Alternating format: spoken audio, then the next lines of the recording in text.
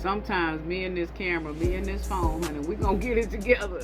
Part 2, Zechariah chapter 1, okay? Part 2, when we actually read the word. Let's get it. Oh, I'm not tripping. This is real. This is real. I'm out here really trying to get this thing together. I don't know what be going on sometime when I turn off this camera with this phone. But we're going to get it together. My son said I need to update my phone. Honey, I be holding on. Hold it on, honey. Hold it on. But we might need to do that.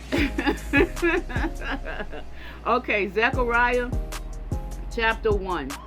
Okay. In the 8th month of the 2nd year of the reign of Darius. Darius was the king in August. This is the 8th month of the king of Darius. The reign of Darius. God's message came to the prophet Zachariah, the son of Berechiah, the son of Iddo.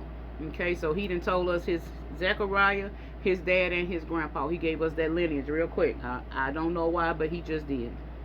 God was very angry with your ancestors. This is the message. God was very angry with your ancestors. So give the people this message from the God of angel armies.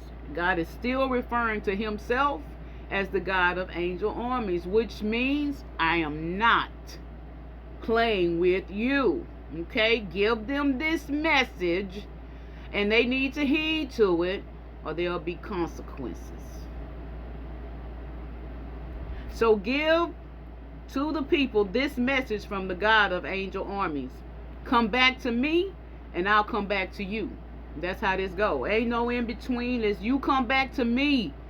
Line yourself up and position yourself in me, and I'll come back to you. He also said, don't be like your parents. The old time prophets called out to them, and this is what they said, a message from the God of angel armies. Leave your evil life. Quit your evil practices. But they ignored everything I said to them. Stubbornly they refused. Stubbornly they refused. My goodness. And where are your ancestors now? Dead and buried. And the prophets who preached to them, also dead and buried.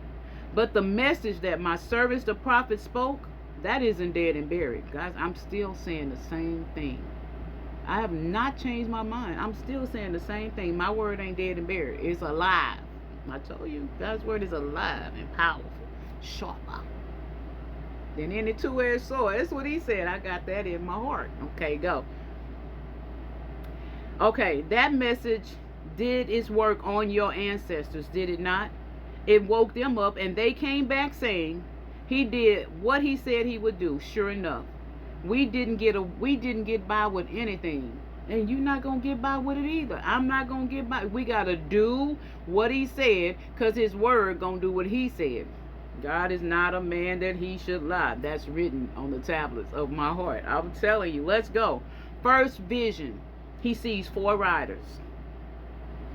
On the 24th day in the 11th month of the 2nd year of the reign of Darius.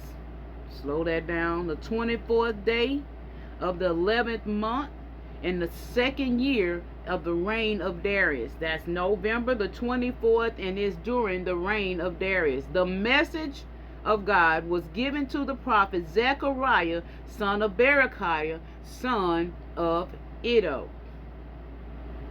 One night I looked out. This is what he saw. This is the first vision.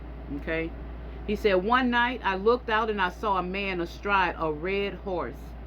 I was in the shadows in a grove. I was in the shadow of the grove birches. That's like some trees, myrtle trees or something like that. I looked it up. Behind him were more horses, a red horse, a chestnut horse, and a white horse. I said, sir, what are all these horses doing here? What's the meaning of this? The angel messenger said, let me show you. Then the rider in the birch grove spoke up. There's a rider in the birch. So now the rider, remember the horses were in the birch grove. So now the rider in the birch grove spoke up. He said, these are the riders of God. These are the riders that God sent to check things out on earth. So they are horsemen, y'all. There are horsemen that you don't know, you don't see, you have no clue about, and they checking out things on the earth. Come on, my God. They reported their findings to the angel of God in the birch grove, and they said, "We have looked over the whole earth, and all is well. Everything is under control." The angel of God reported back, "O God of angel armies, how long are you going to stay angry with Jerusalem and the cities of Judah? When are you going to let up? Isn't 70 years long enough?" God reassured the angel messenger, good words, comforting words, who then addressed me. The angel messenger now addressed Zechariah. And this is what he said. "Tell them this. Tell them that the God of angel army has spoken. This is God's message. I care deeply for Jerusalem and Zion. I feel very possessive of them, but I'm thoroughly angry with the godless nations that act as if they own the whole world. I was only moderately angry before, but now they've gone too far, and I'm going into action." I'm saying right now. I'm saying right now, God talking to us.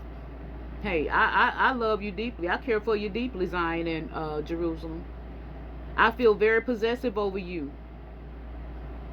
nation that we live.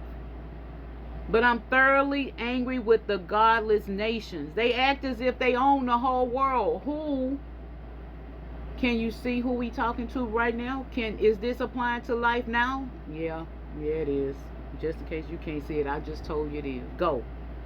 He said I was moderately angry earlier, but now they've gone too far, and I'm going into action. Oh boy. I've come back to Jerusalem, but with compassion this time. This is God speaking. I'll see to it that my temple is rebuilt. I'll see to it that my temple is rebuilt. A decree of the God of angel armies. The rebuilding operation is already staked out. Say it again. A decree of the God of angel armies. My cities will prosper again. God will comfort Zion again. Jerusalem will be back in my favor again. Can you feel that? It's going to happen. I'm going to do it. It's going to happen. Again. Go. Second vision that Zechariah had. The second vision. 4 horns, 4 blacksmiths. Let's see what that's all about. I looked up and I was surprised by another vision. 4 horns? I asked the messenger angel, "And what's the meaning of this?"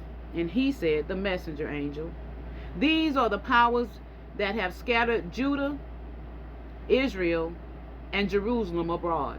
So the 4 horns are powers that have scattered Judah, Israel, and Jerusalem abroad. 4 horns. We're going to find out. God then expanded the